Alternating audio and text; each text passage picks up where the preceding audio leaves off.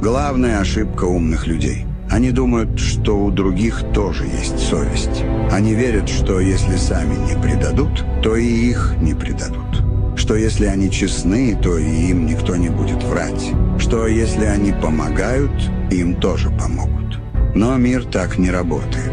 Большинство людей живут по принципу: выгодно беру, невыгодно бросаю. И никакой совести там нет. Именно поэтому умные люди чаще всего получают самые сильные удары. Потому что они долго не могут поверить в простую вещь. Не все играют по тем же правилам, по которым